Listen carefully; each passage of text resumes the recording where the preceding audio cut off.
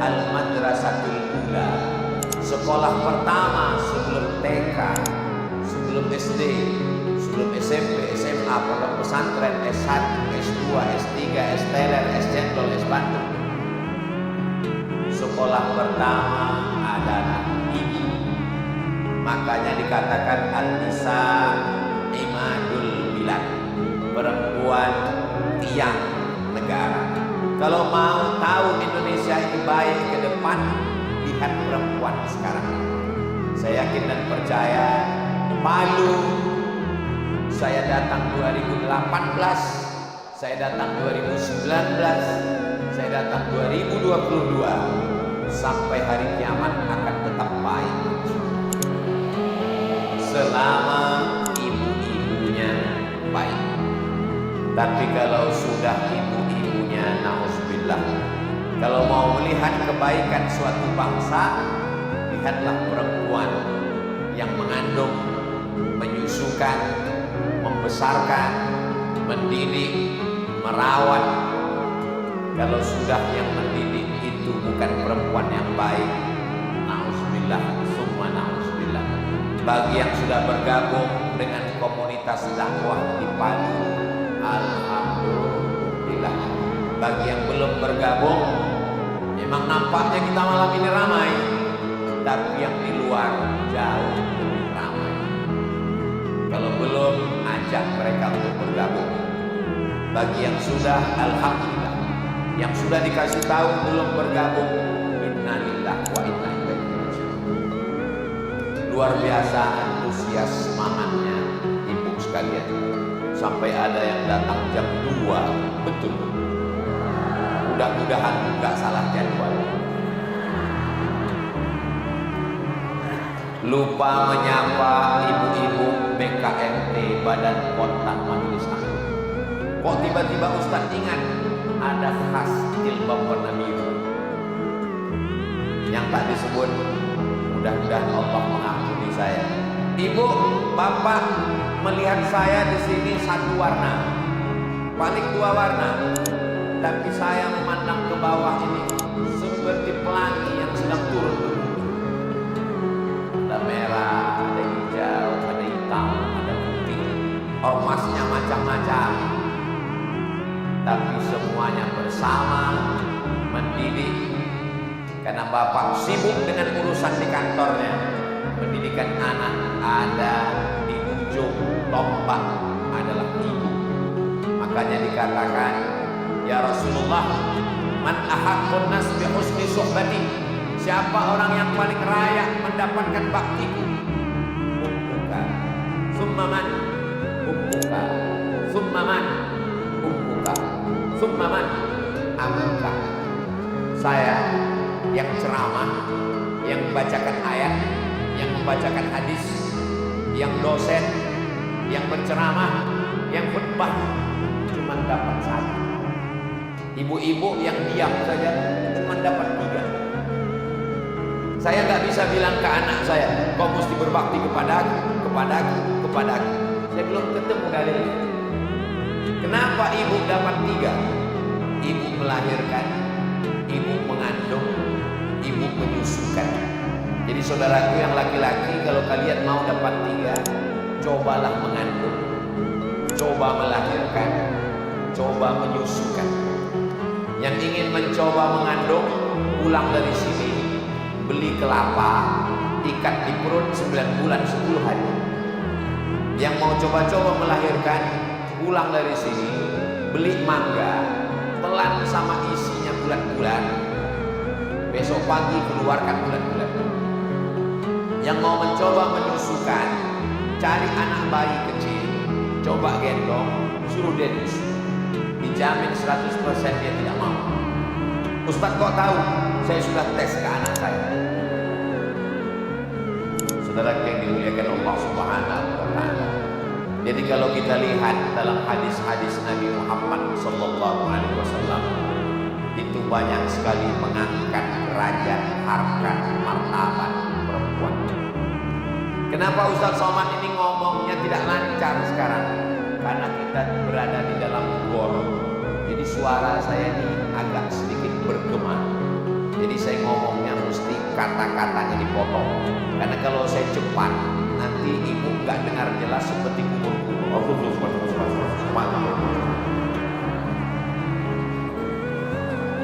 Maka saya pakai poin-poin. Poin yang pertama, ketika Nabi Muhammad SAW Isra dan Mi'raj, dia masuk ke dalam surga, dia menoleh ke belakang, yang dia lihat adalah perempuan, bukan laki-laki. Jadi yang masuk surga pertama kali memang laki-laki, karena dia Nabi Muhammad SAW.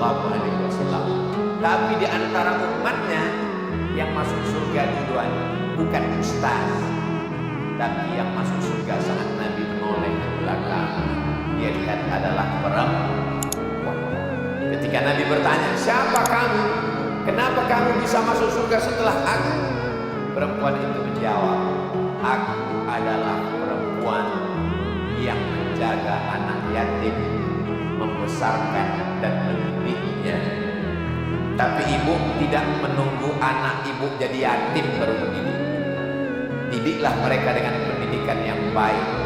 Didiklah mereka dengan pendidikan yang mengajarkan akidah Ahlus Sunnah wal Jamaah, fikih, bermazhab dan berakhlakul karimah. Saya malam ini berceramah di pagi, tadi sore berceramah di sini, sebelum sini di pesantren Insan Cita Indonesia, sampai hari Ahad siang baru saya pulang ke Pekanbaru Riau. Maka sampai mati saya ceramah, pahalanya sampai ke almarhumah ibu saya, mengandung, membesarkan, mendidik saya, mengajarkan saya. Memang ayah saya dapat juga, tapi ibu kesempatannya lebih besar daripada laki-laki. Mau jenderal bintang 4, mau profesor doktor, mau habaib alim dan ulama, maka sesungguhnya laki-laki yang hebat-hebat itu semuanya lahir dari rahim perempuan. Betul. Sampai sekarang bencong belum bisa melahirkan. Mohon maaf, jangan tersinggung, keceplosan. Yang kedua, man ala salasa banatin, siapa yang membesarkan 3 anak perempuan, fa'addabahunna, dia didik dengan baik, wa zawwajahunna, dia nikahkan dengan orang baik-baik, wa ahsana ilaihinna, dia buat baik sampai mati meninggal dunia, falahul jannah, maka surgalah bagi. Siapa yang punya 3 anak perempuan, dididik dengan baik, beri makan dengan yang halal, dibesarkan dengan pendidikan yang baik, nikahkan dengan orang baik, buat baik sampai mati, surga bagi. Kenapa? Karena 3 anak perempuan ini akan melahirkan anak cucu yang menjadi pelanjut tongkat estafet perjuangan umat dan bangsa di masa akan datang.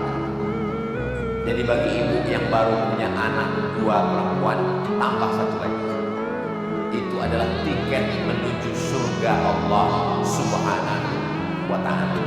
Mendidik ini bukan cuma sekedar mendudukkannya di pelaminan. Anak perempuan duduk di pelaminan, si ibu pun menangis, meneteskan air mata. Alhamdulillah Ustaz. Ibu kenapa nangis? Sedih. Saya bahagia Pak Ustaz. Bahagia kok nangis? Air mata haru. Bahagia kenapa? Tanggung jawab saya sudah selesai Pak Ustaz. Kata siapa? Tanggung jawab belum selesai. Anak yang dibesarkan dengan baju panjang menutup aurat, jilbabnya panjang, rambutnya tertutup, lehernya tertutup, lengannya tertutup, lututnya tertutup. Begitu dia menikah ternyata dapat menantu metal.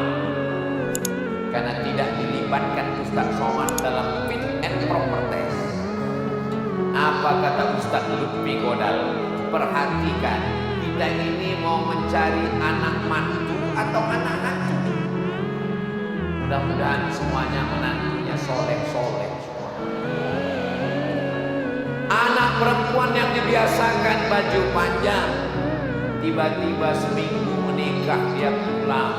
Selama ini kalau dia masuk, dia cium tangan. Hari ini dia ketemu, hai mam, Hai guys, selama ini kepalanya tertutup, tiba-tiba dia datang, rambutnya terbuka 3 warna merah, kuning, kelabu seperti sarang tawon. Maka ibu tidak boleh diam. Ibu mesti bertanya, mengapa kau begini nak? Tapi sudah diserahkan kepada suaminya. Sorga di bawah telapak kaki suami. Suami yang bagaimana? Suami yang takut kepada Allah. Kalau sampai rambutnya terbuka, auratnya tidak tertutup, maka kita akan tetap dituntut di hadapan Allah Subhanahu wa taala. La ta'ata li makhluqin. Tidak ada ketaatan kepada makhluk fi maksiatil khaliq, kalau menyebabkan maksiat kepada Allah Subhanahu wa taala. Yang pertama masuk surga di antara umat Nabi Muhammad sallallahu alaihi wasallam perempuan. Tiket mau masuk ke surga adalah perempuan. Yang ketiga, ketika Nabi Musa alaihissalam mau disembelih lehernya oleh Firaun, yang menyelamatkannya laki-laki apa perempuan? Perempuan. Yudzabbihuna abna'ahum, anak laki-laki disembelih. Wa yastahyuna nisa'ahum, anak perempuan dibiarkan hidup. Firaun takut jatuh, maka dia periksa semua anak laki-laki wajib dibunuh. Allah kirimkan ilham, wa auhayna ila ummi Musa. Tidak ada bercerita tentang ayah Musa. Kami kirimkan kepada ibu Nabi Musa. Ibu Nabi Musa perempuan yang luar biasa. Dia masukkan anaknya ke dalam kotak kayu, dia hanyutkan ke sungai Nil. Apa kata Allah? Fa in khifti alaihi, kalau kau takut anak disembelih Firaun, fa'alqihi fil yammi, hanyutkan dia ke sungai Nil.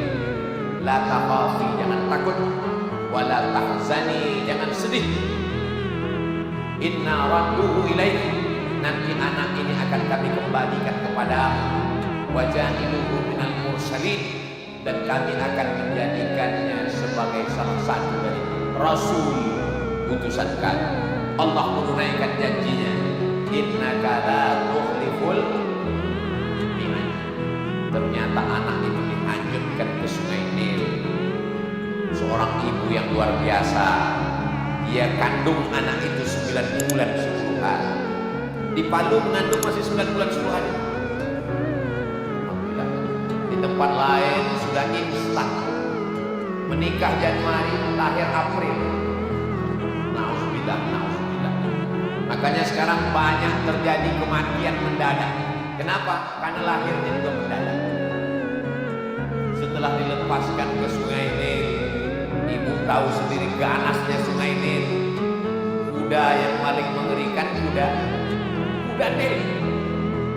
Bayangkan itu, semangka bulan-bulan masuk, labu bulan-bulan masuk. Ustaz tahu dari mana?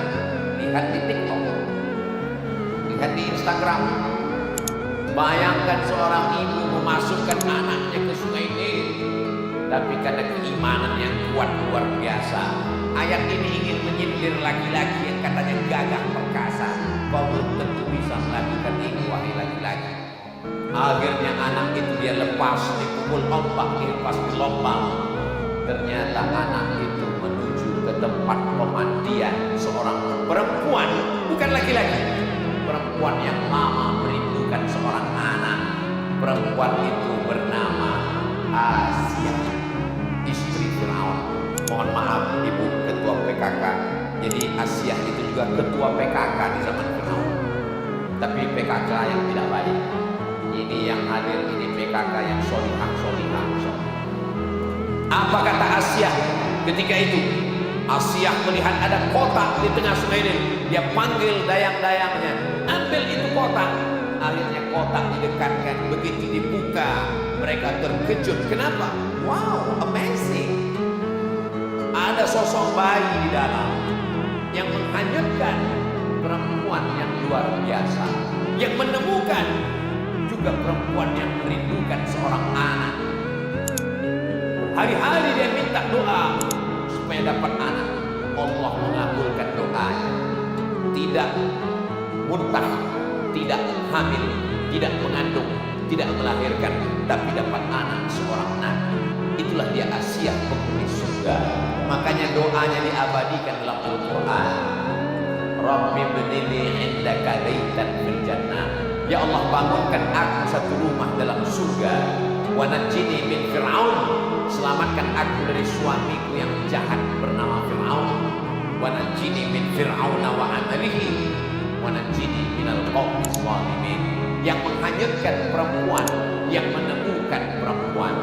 Berhari-hari Nabi Musa menangis karena tidak menyusu, haus. Maka diadakanlah musabaqah, bukan musabaqah tilawatil Quran, musabaqah menyusukan anak bayi. Semua ibu yang punya anak mencoba menyusukan bayi yang baru ditemukan di Sungai Nil. Tidak ada yang cocok dan sesuai. Allah sedang memainkan skenario-nya. Ternyata di antara antrian ibu itu ada seorang perempuan. Itulah ibu kandung Nabi Musa. Perempuan itu bernama Yohanes. Sedang antri panjang. Begitu bertemu dengan anaknya, si anak mengenal ibunya, si ibu mengenal anaknya. Begitu disusukan, anak terdiam. Ketenangan yang luar biasa. Makanya ada seorang perempuan meninggal dunia, lalu kemudian jantungnya operasi cangkok jantung, diambil cangkok si ibu jantungnya, dipasangkan ke jantung seorang perempuan. Si anak ini menangis karena ibunya meninggal. Hari berganti musim berubah, tiba-tiba si perempuan tadi datang ingin berterima kasih kepada keluarga. Begitu dipegangnya anak itu terdiam. Padahal perempuan yang berbeda. Kenapa diam? Ada kontak batin jantung antara anak kandung dengan ibu kandung yang tak dapat dipisahkan oleh tubuh, tak dapat dipisahkan oleh suku, tak dapat dipisahkan oleh agama. Begitulah ikatan emosional ibu yang luar biasa. Makanya dikatakan al-jannatu surga, di bawah telapak kaki babysitter. Saking banyaknya anak-anak yang sudah diserahkan kepada babysitter, kecuali di Bali, ibu-ibu masih menjaga anaknya karena mereka berada di komunitas ibu-ibu yang luar biasa. Alhamdulillah. 4. Ini tausiahnya sampai berapa lama Pak Ustaz? Sampai saya lihat ada yang menguap. Saya kalau ceramah tausiah bisa perhatikan semua. Begitu ada yang menguap 2 orang, demikianlah tausiah yang saya sampaikan. Yang keempat, apa kata Nabi Sallallahu Alaihi Wasallam ketika datang seorang perempuan, seorang laki-laki mau ikut perang. Kalau aku ikut perang nanti aku akan mati syahid. Kalau aku mati syahid tidak merasakan sakitnya sakaratul maut. Kalau aku mati syahid tidak merasakan azab kubur. Kalau mati syahid langsung masuk surga. Nabi bertanya, alaka min ummi, ibumu masih hidup? Kata dia, iya. Ibumu di mana? Ada di rumah. Apa kata Nabi? Ilzam rijlaiha, kau urus kaki ibumu, falakal jannah. Ilzam rijlaiha, kau urus telapak kaki ibu, kau masuk surga.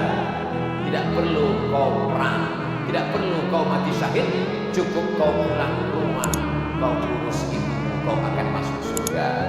Anak-anakku dimanapun berada, urus ibu kalian, kalian akan masuk surga. Buat ibu kalian seperti raja, maka rezeki kalian akan dibuat seperti rezeki raja-raja. Saya pulang dari Maroko 2008, serumah dengan ibu saya 11 tahun sampai 2019. Hari Sabtu saya izin ingin pergi berdakwah ke Madura. Hari Sabtu saya bawa beliau jalan-jalan karena hari terakhir libur. Hari Ahad saya pergi ke Madura. Hari Senin beliau meninggal 11 tahun. Jadi kalau ada orang mengeluh ke saya, Ustaz Somad, ibu saya ini sudah saya kasih makan, dia pergi ke tetangga, katanya nggak ada makanan. Ibu saya sudah saya belikan baju baru, dia pakai kaos polo, katanya anak saya gak perhatian. Kau sudah berapa lama dengan ibu? Baru 6 bulan. Nih 11 tahun. Kunci dengan ibu, diam. Kalau dia ngomong, diam. Kalau dia marah, diam. Kalau dia berhenti, tanya lagi. Ada lagi tambahan? Saya tidak kaya, saya tidak hebat, tapi tidak terlalu susah untuk menjalani hidup. Saya manusia biasa saja. Banyak yang lebih cerdas, banyak yang lebih pintar, banyak yang lebih sukses. Tapi apa yang saya alami hari ini, saya yakin adalah doa dari ibu saya. Dan ketika dia meninggal dunia 18 Maret 2019, saya pikir hidup saya sudah berakhir. Ternyata doanya tetap berjalan walaupun sudah meninggal dunia. Maka saya buat yayasan Hajjah Rohana, ibu saya, sampai hari ini berjalan pondok pesantren, santunan yatim, fakir, miskin, duafa, membangun masjid. Bahkan rumah pun saya buat besar-besar di depan pintu. Rumah Oma. Karena kami orang Melayu memanggil emak itu Oma. Walaupun dia sudah meninggal, saya tetap merasa masuk ke rumah ibu saya. Dan saya tidak menempati rumah itu. Rumah itu hanya untuk menyambut tamu, supaya pahalanya mengalir sampai hari kiamat. Begitulah tak putusnya. Kenapa Ustaz lakukan ini? Karena Nabi mengatakan, kau urus telapak kakinya, maka kau akan mendapatkan surga. Yang masih hidup ibunya, jangan tunda besok pagi. Pulang malam ini, belikan makanan kesukaannya, belikan pakaian, belikan kain. Dulu kalau saya pulang tausiah, ada jamaah yang ngasih cincin untuk saya, bukan untuk dia. Saya tunjukkan, mak, bagus gak cincinnya? Bagus sekali. Pasang dulu, mak. Cantik cincin kau ini ya, untuk mengambil barokah. Begitulah yang dimaksud Nabi SAW. Kalau dia sudah meninggal dunia, maka senangkanlah hatinya.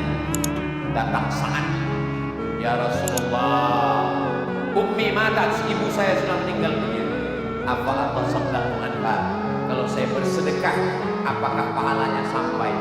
Kata Nabi, tasaddaq, bersedekahlah, pahalanya sampai. Ayyu shadaqatu afdal? Apa sedekah yang paling afdal? Kata Nabi, saqyul ma, memberikan air minum. Saat menggali sumur, sumurnya dia wakafkan, mengalir sampai hari kiamat. Tapi di Palu tidak perlu lagi sedekah air, karena sungainya sudah melimpah air. Hujan tadi malam, Masya Allah, tabarakallah, bersedekah batu bata, semen, kerikil, AC, kipas angin, kosen pintu, bangunkan masjid. Itulah yang akan menolong di hadapan Allah. Mudah-mudahan Allah limpahkan rezeki supaya kita bisa berbakti pada ibu, insya Allah. Amin. Sudah muncul pertanyaan. Masya Allah, tadi saya tegak di sini jam 8:30. Sekarang sudah jam 9.40. Rupanya udah 40 menit saya tegak berdiri. Saya lanjutkan dulu sampai 7. Nanti setelah 7 baru saya jawab pertanyaan. Yang kelima, ada orang tidak jumpa dengan Nabi, tidak perang dengan Nabi, tidak sholat dengan Nabi, tapi sahabat Nabi disuruh minta doa kepada dia. Kata Nabi, ada seorang laki-laki di Yaman. Sekarang dia sedang berada di Yaman. Nanti setelah aku meninggal dia datang kemari. Kalian sahabatku minta doa sama dia, doanya makbul. Sahabat heran. Kami yang perang dengan engkau, kami yang sholat dengan engkau, kenapa doa dia lebih makbul? Nanti setelah dia datang kalian belum tahu. Nabi meninggal lalu dia datang. Ternyata dia adalah Uwais Al-Qarni. Kenapa dia tidak datang menemui Nabi? Karena dia menggendong ibunya, menjaga sampai akhirnya dia datang ke tanah suci Makkah, dari Yaman ke Makkah menggendong ibunya. Andai kita gendong ibu kita dari Palu ke Makkah, Belum tentu kita dapat menembus sekali teriakannya saat melahirkan, sekali jeritannya saat kulitnya robek.